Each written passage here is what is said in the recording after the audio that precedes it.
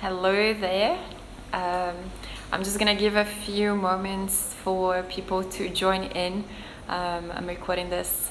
Also, I'm doing a live on Instagram, so I know it takes a few moments before people can join. And if you're watching this offline, maybe leave in the comments a message saying where you're connecting from, where you're watching this from, and also what drawn you to this video. So what you're curious about that you hope this video will answer for you. And if it does, then great. And if not, then that's also feedback so that I can use it as input for other videos. Myself, I'm speaking now from Cape Town, South Africa. I've been here for about 3 years. I'm originally Brazilian, so that's why the name Dancing Brazilian. And yeah, I just got a 2-year visa to stay here a bit longer. So hi there. So I'm very excited to be speaking from, in a way, my homeland. Hello everyone. I was just welcoming the people that are joining in. Thank you. And maybe asking if you can share on a comment quickly where you're connecting from. I'm here in Cape Town, South Africa. It would be great to figure out where you guys are connecting. If we're all in the same space, or if we might be connecting from different countries or different continents.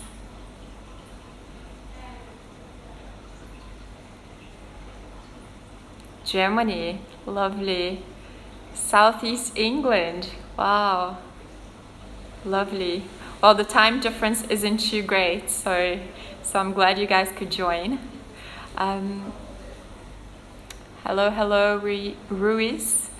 So I think let's get started. Hello, November.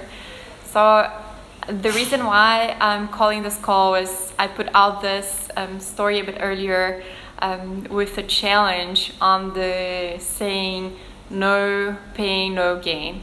And I've got most people saying that that's true, no pain, no gain. And I think just one person who said no, that's false. So maybe you guys that are here live as well can tell me what your thoughts are on the saying no pain, no gain. Do you agree? Can say yeah, agree, or it's false. You can have gains without pain. And then I'm gonna share with you my little thoughts on the subject. So no pain, no gain. Is it true or false? And I'm here speaking with you from Cape Town, South Africa. We have people from Germany, from England.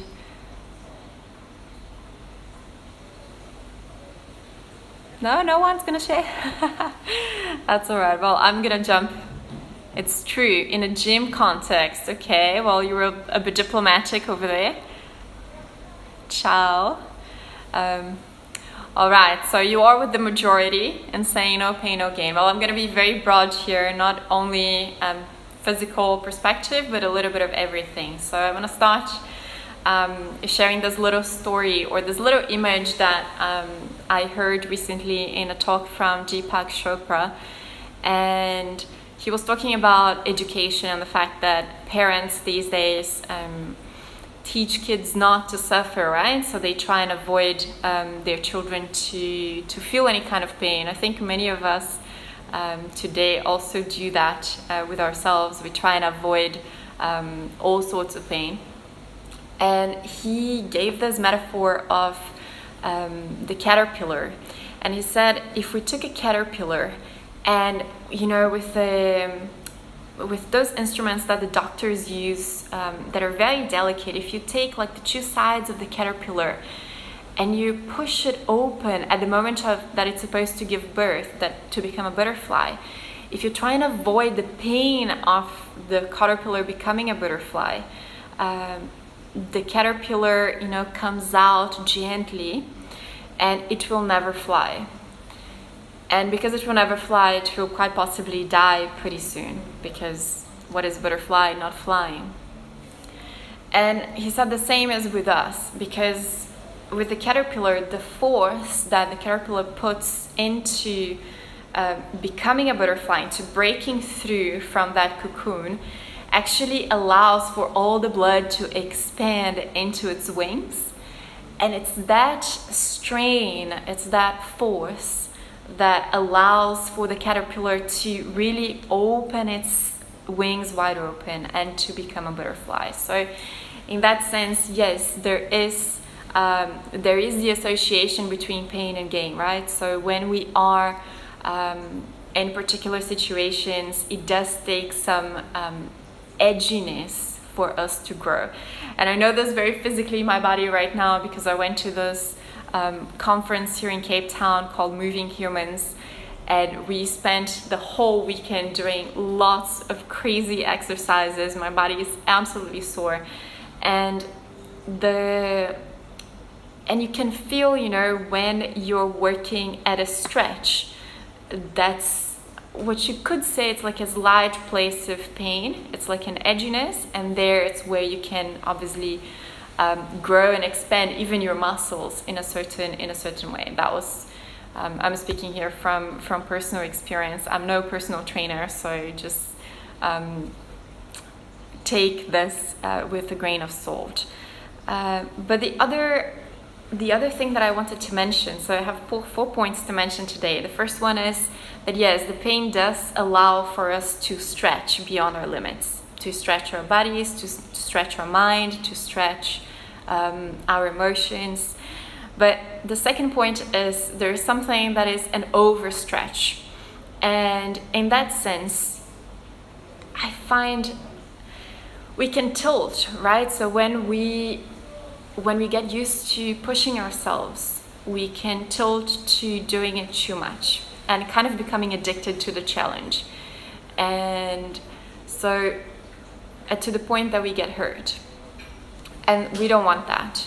And the reason why we don't want that is that because we create these micro traumas. So I speak from a perspective of a dancer as well. So, and many people have the fear, for example, to put themselves out onto the dance floor or to even go for a dance class because it's so vulnerable. So you want to challenge yourself, you want to produce some kind of discomfort or pain, but never to a point that you overstretch and you create a trauma that pulls you away from it and doesn't allow for you to go there anymore. And my experience this weekend was also during this conference, I went for a parkour workshop. I'm actually wondering if you say it parcours because it comes from France. But anyways, it's the, how can I say, it's the art of jumping through and over and under obstacles, and particularly in a city environment, so jumping over walls and balancing on your toes as you jump. So it was really an amazing experience to have tried, and it really freaked me out. And there was a point that we were progressing in the workshop, and so I was already feeling challenged by the first exercises, and the teacher kept on giving us more and more challenging exercises that everybody was doing. It was a 30 to 40 people group, and I felt so embarrassed to be the only person that wouldn't try the next level.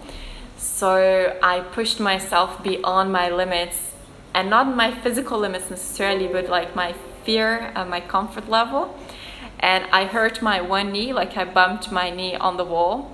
And I carried on and I did it again and again because they were moving, the group was moving forward, and I was more, it can always happen that, right? Like if you group pressured, peer pressured, and I carried on beyond I overstretched.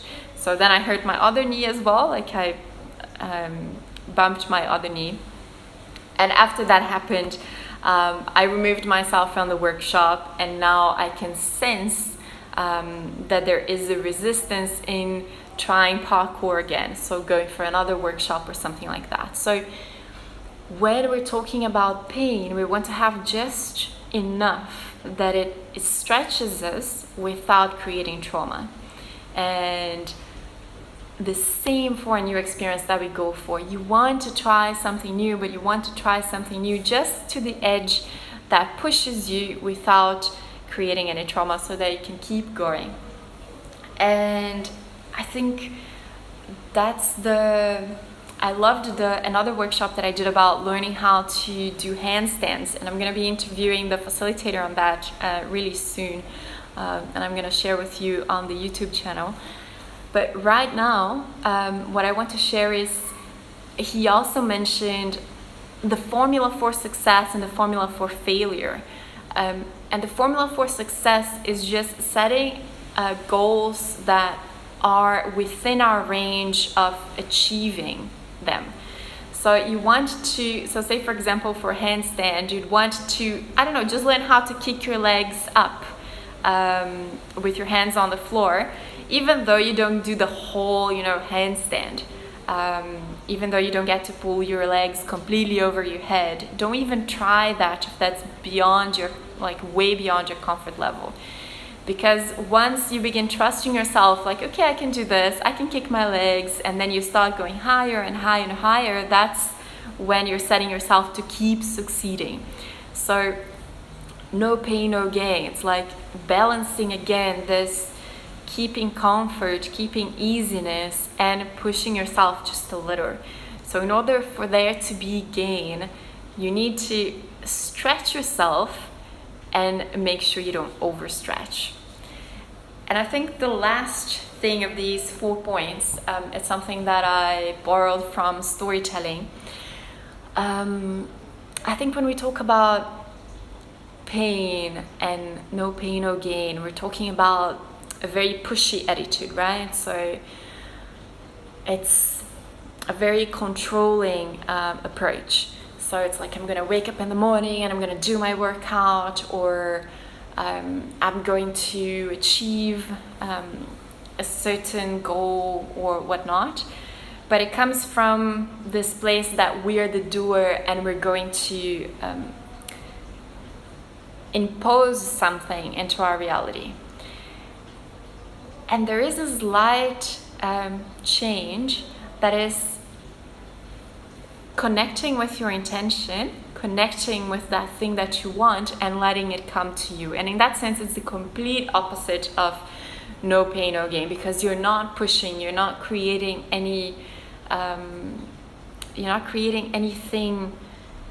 maybe there is no pain involved, but there is an easiness in achieving it. So I want to demonstrate this with an exercise that we do in storytelling. And we normally call this the walking from A to B. Let me just make some space here. So there is an exercise which is you walk from A to B, or you're gonna have the B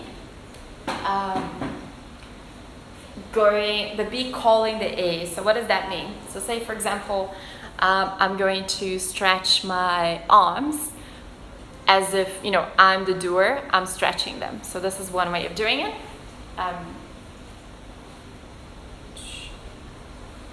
Okay, I'm like stretching my arm. That's it. Just doing it. It's like what we're calling A to B. So me, A, I'm producing something, my arms go to the sides, B. But there is another way of doing it, which is, I don't know if you have enough light there. There's another way of doing, which is the B to A, which means I'm gonna do the same movement as if the corners of the room were pulling my arms from my center. So it's not me doing it, but it's me connecting with these two places that are pulling my arms. So it's the same thing, but the movement is slightly different. So A to B, A to B, A to B, I'm doing it. And B to A, it's like the corners of the room are calling me. And I can do this faster. But there is a slowness, there is an intention, there is an easiness to it.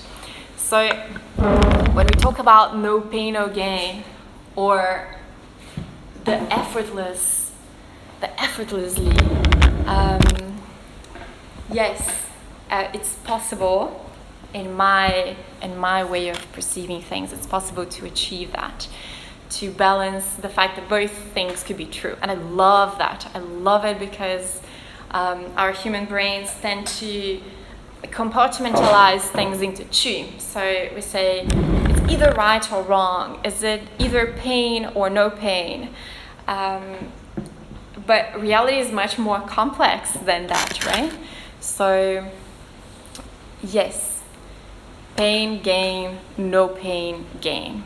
That's my thoughts for today. I'd love to hear in the comments. I'm gonna make this available on my YouTube channel and then also here on Instagram, on IGTV. So for you that just got here and that just arrived, I'd love to hear your message about how do you think right now? Do you still think no pain, no gain, true, false, or could it be both? Thank you so much for joining me today. I'm Eloa, or Dancing Brazilian, and it is really a pleasure and an honor to have your time, to have your attention, and to be sharing these insights with you. Take care.